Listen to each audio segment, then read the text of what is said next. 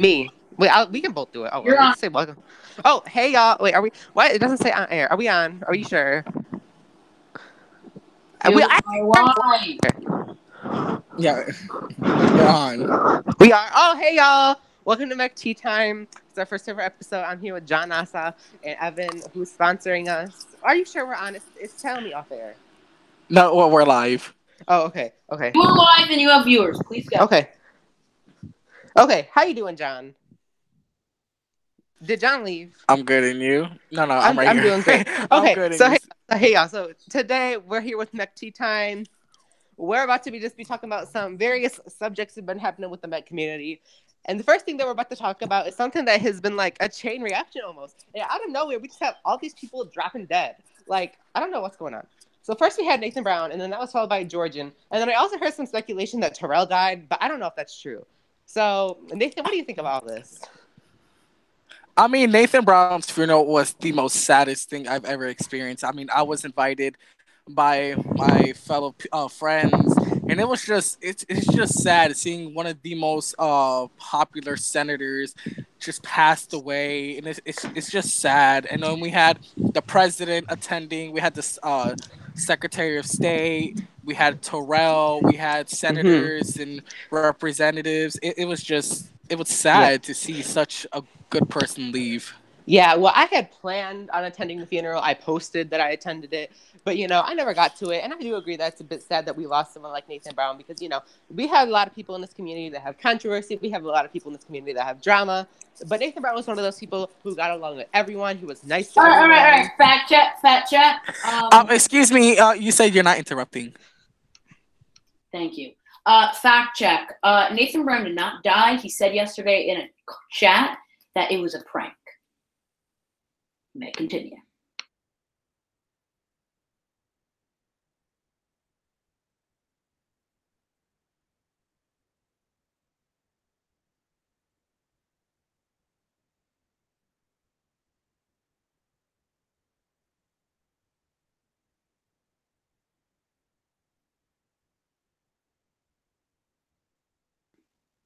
Are you two gonna talk?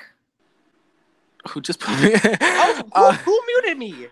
I was talking. Okay, I was so talking too. Okay. okay. Okay, so I was. Did I you was hear what I said? He was a prank.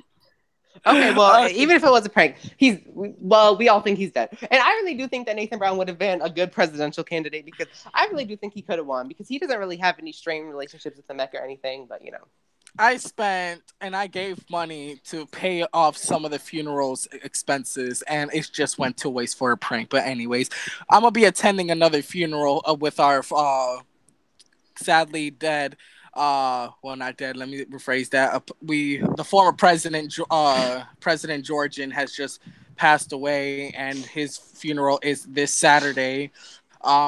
I've paid some of the expenses, so did Terrell and Senator Martinez and a few other members, especially Representative Tawny, Jacob Tawny. He paid some of the few expenses, and it's just hmm going to be another sad day. Seeing our former president leave. well, I don't. How do people know Georgian died? Because I went on his profile, I went on MEC. Like, where was the announcement that he died? It's been confirmed when he was talking to Terrell. He's been shot three Uh huh. times in the heart, Ooh, and yeah, dang. it's sad.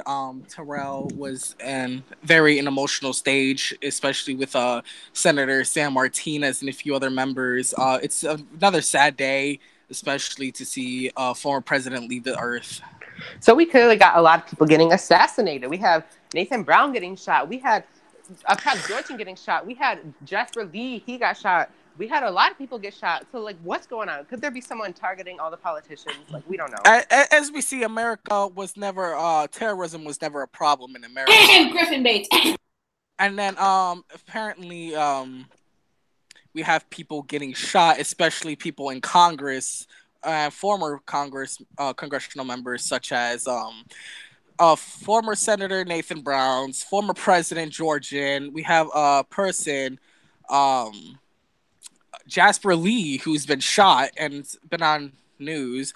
And it's just gonna be another. It's just sad. Who knows Right. who's next? A senator, a representative, a Right. Could civilian, it be me? Could president. it be you? It's just devastating. I know, I know. So we also like not only have people been dying, but we have lots of people taking, like leaves of absences. We have John Lampros. He announced that he was going to be leaving MEC. We have Terrell. He announced that he was leaving MEC. We have lots of people who have been announcing that they're leaving MEC. Could this be another great resign? But this time, rather than people resigning, we have people leaving in general. You get what I'm saying? I believe this at this time. This is going to be one of the biggest great resigns ever in MEC history. People has been dying, getting shot, leaving, selecting official dates. It's just like you said, we're going to be experiencing a great resign later on this month or next month. Yes.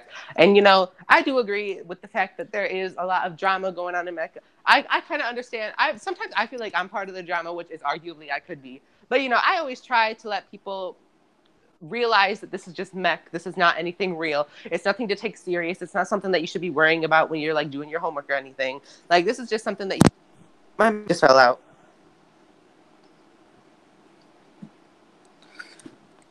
My bad. Okay. My mic fell out. Okay.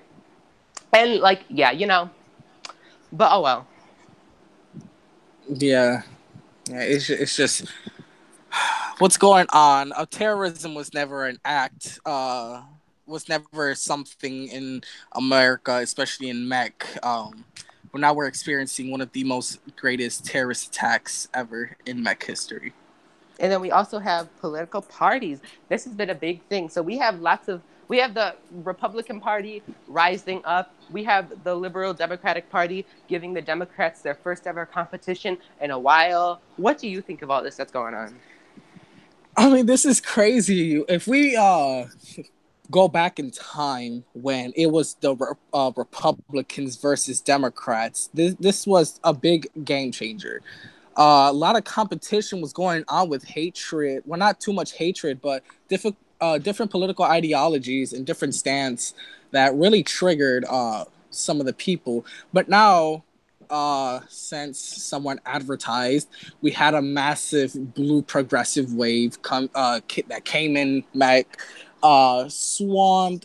It basically swarmed the entire MEC with progressive ideologies and progressive stance until a new party was formed, known today as the Liberal Democrats, which is now a new rival between two well-known parties, the Democratic Party and the Republican Party. This is just an all-out political war. Every party is fighting for their seats, trying to gain seats, and parties have to continue trying. This is one of the most battleground, especially especially District 6. It was a very close race with the Democrats. That was a big upset, We had a very popular Democrat who's served in the House, who won the Democratic nomination for the presidency, lose to a prohibition candidate. That was one of the greatest of, I would say, failure from the Democratic Party, losing one of the most well-known and a former presidential nominee, losing a race to Logan Rabe. Mm-hmm. And I do think Logan Rabe will be a good representative, and I'm not at all like, what do you call that? Like, I'm not saying at all that he's going to be a bad representative. I'm just saying he really did pull a really surprising upset with that one right there, because everyone thought that from the start when Mayowa jumped in the race, everyone thought that he had a clear shot to victory, but clearly he didn't. So is it just that? Yes, I never knew. Oh, wait, I know. You can go. Oh, I was just going to say, are people in MEC getting tired of having the same people run over and over again? I mean, this was an upset race. Very popular Democrat losing to a new prohibition nominee. It was the biggest upset I could have seen. I never thought that he would have won. I thought that Mayowa would have won. And like we said, the Republican Party, it was what happened a couple of months ago. It was devastating. The party almost fell and it almost broke, but now it's getting to more a rising stance. as deputy chairman of the party. We have seen 7 new members joining our party. We have a website, we have a platform, we have our stance, we have our rule book, and we're becoming more organized than ever before. And this leadership from the GOP, it's becoming way, way better than it was before. So as the 3 big political parties within MEC, the Liberal Democratic Party was kind of made in a way as almost as this a retaliation against the falling with the controversial Democratic leadership and with the falling Republican Party. Do you think that the repairing of the Republican Party will almost as if relate to the fall of the Liberal Democratic Party? Well, I'll say that the GOP has a more moderate our platform has fits for everyone. It has some views, conservative, moderates, and slightly liberal. If we have a platform that fits for anyone that is looking for a new party, and if by a case now since we switch our platform, if in any case the Liberal Democratic starts to lose member at a slow rate, we'll actually be seeing somewhat people coming into our party and the Democratic Party, since basically the Liberal Democrats is full of moderates and somewhat liberal.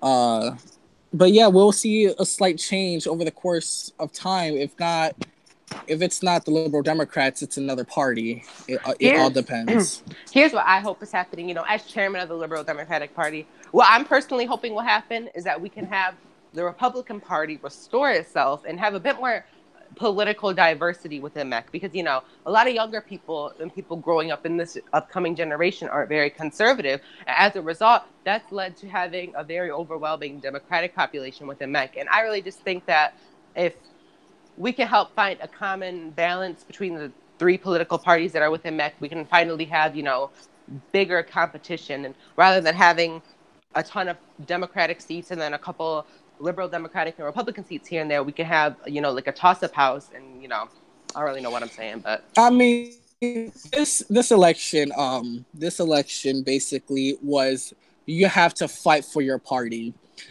To be honest, in my view, the Democrats, the Liberal Democrats, and the Republicans gave it their all to win a seat, and not for a split second while in the race, I thought the Republicans will not win District 7. The Republicans will not win District 7.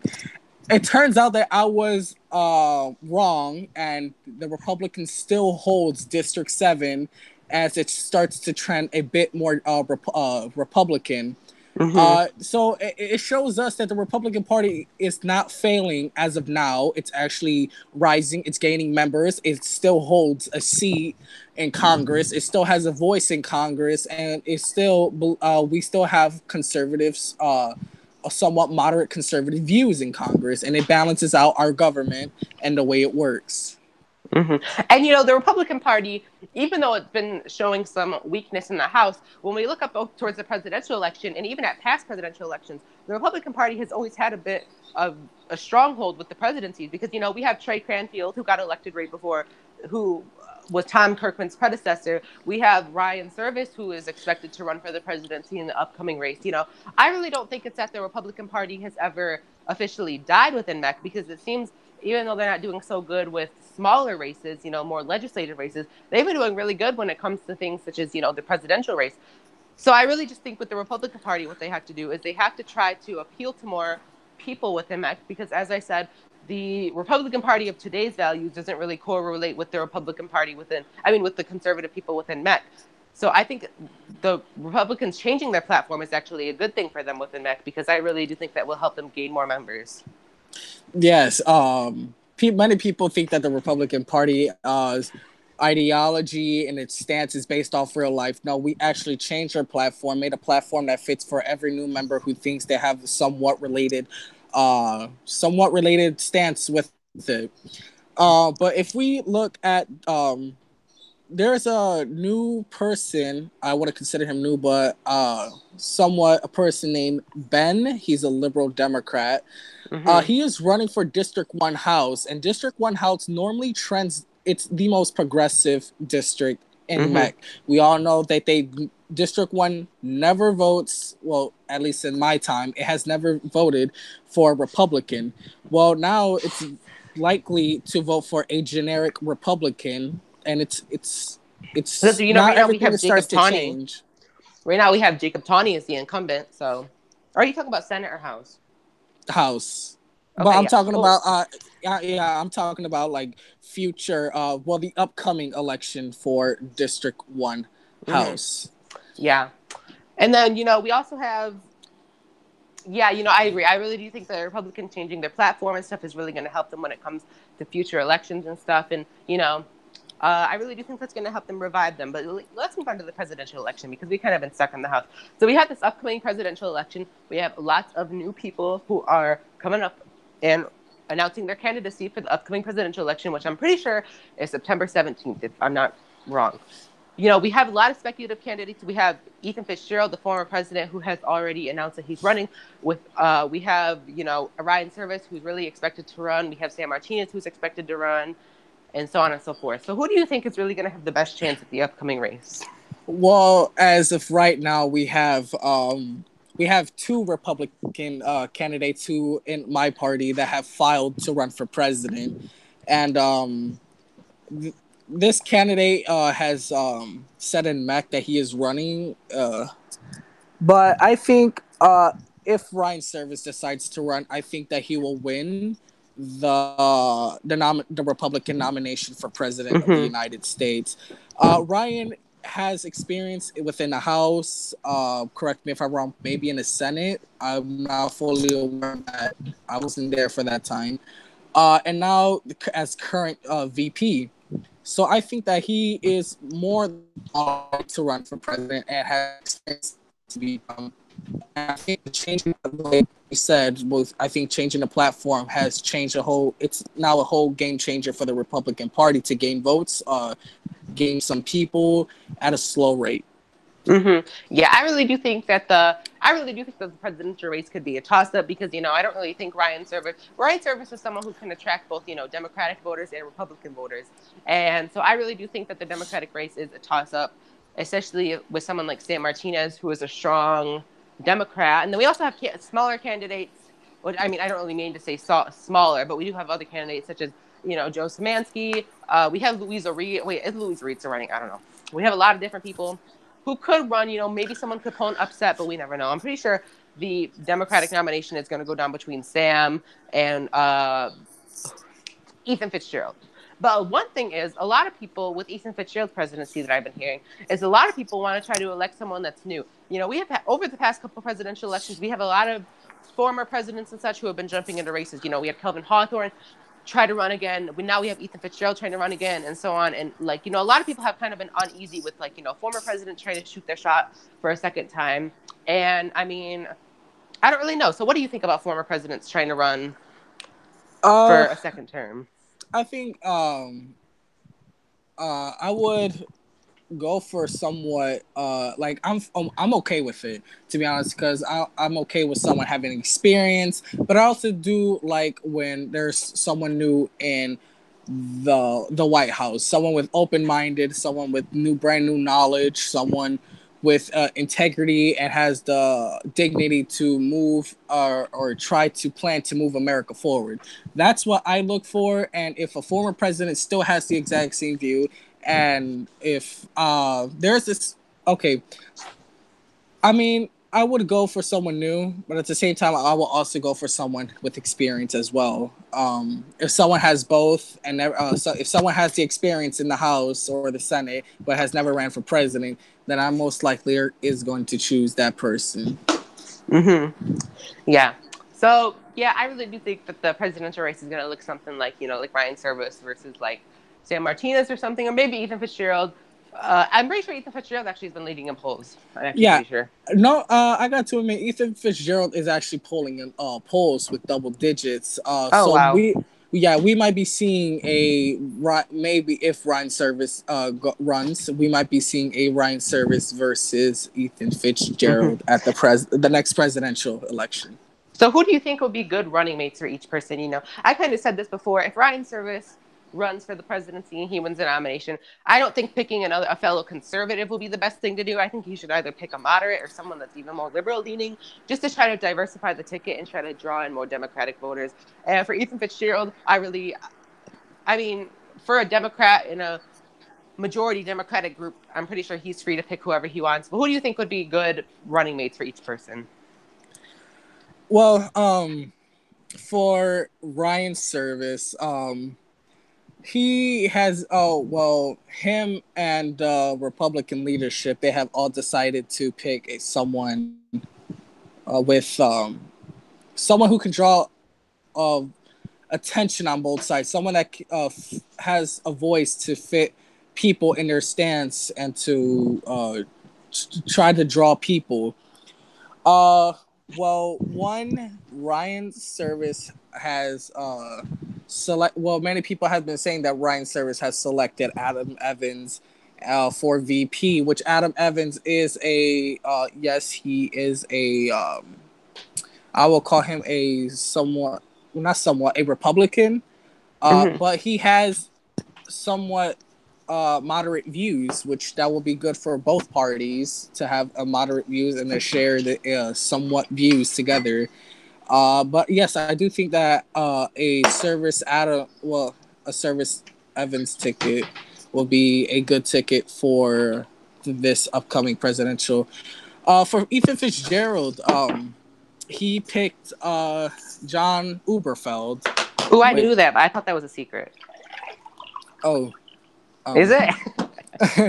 I think.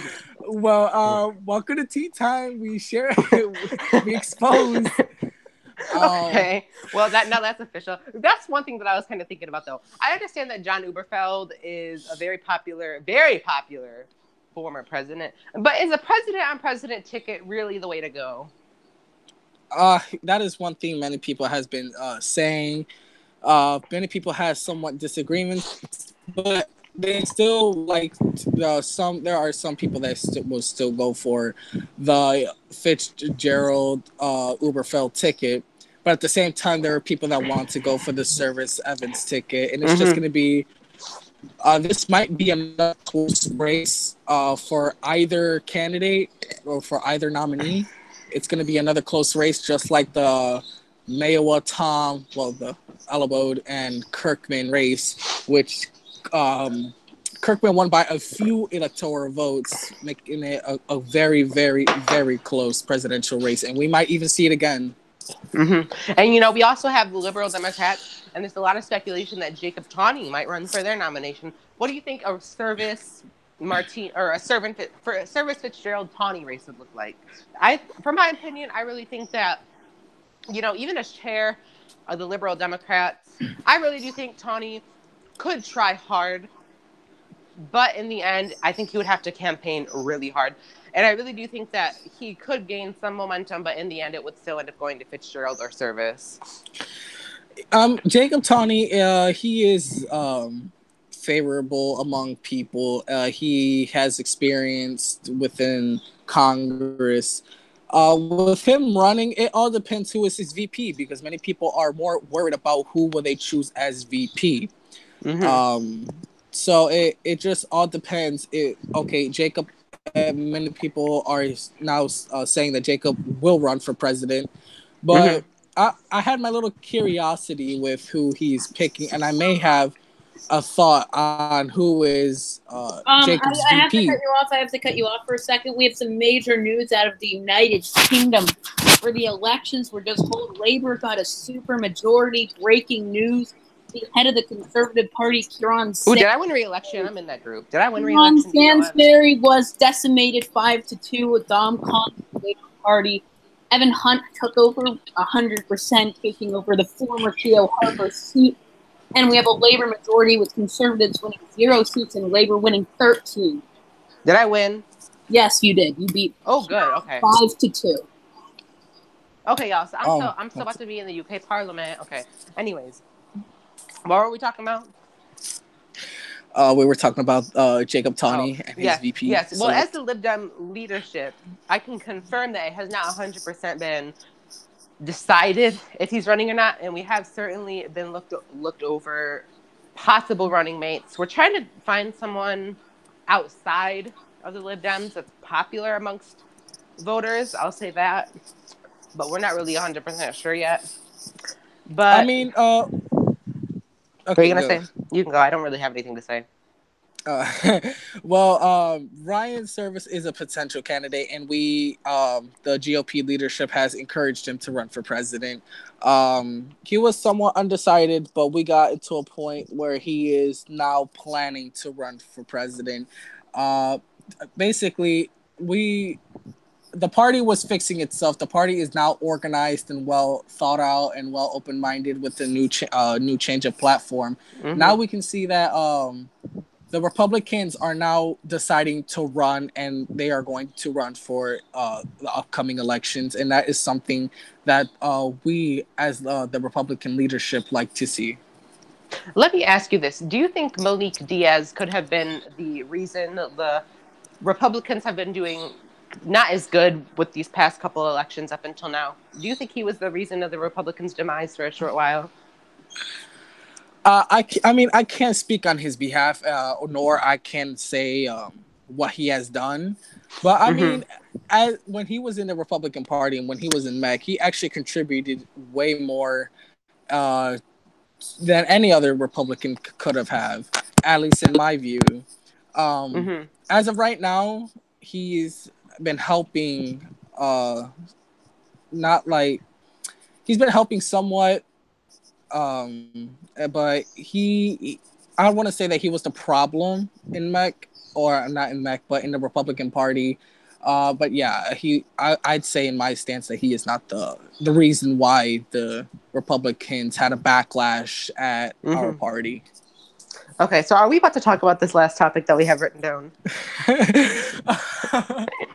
I mean, this has kind of been going a little bland, and I mean, I guess it would be funny, but like, I don't really know if this is the right way to go.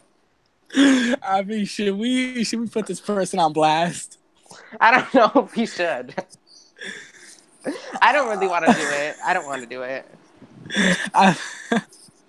Oh no! I mean, but everyone probably knows about it. Not everyone, but somewhat everyone. I mean, do you want to do it? He did say it on a public forum, so it's not like we're doing anything. It's not like we're taking anything private. He put it out to the public. Okay, so here we have former President Trey Cranfield, who was written by Jacob Tawney in his description of the House as a quote-unquote gay-hating cuck. I don't know what cuck means. That's what he wrote about him in his thing. He made a comment last night that could, I'm just gonna say the comment he made, it might not make a lot of sense with the views he has aligned within himself. Do you want to talk about it, John? Here, no, you can finish off. I'm not gonna say it. I just sent you something. Okay, so let me look. But yeah, I mean, do you want me to read it? Say it. I don't want. I just gave the whole description. Quote unquote. Keep in mind, I'm not invading anyone's private life. This is posted on a public forum for all to see. This is tea time. This is tea time, y'all. He said, quote unquote, I could already make the assumption that John is in the quota of about the 6.001% of homosexuals that are anywhere near decently or morally attractive people. Keep up the good work, John. Does that put all of Trey Cranfield's quote unquote gay hating feels to the question? This leaves America a question. Put the presidential election to the side. Throw the House election in the trash. Put the Great Resign in the closet. This is what we have to focus on.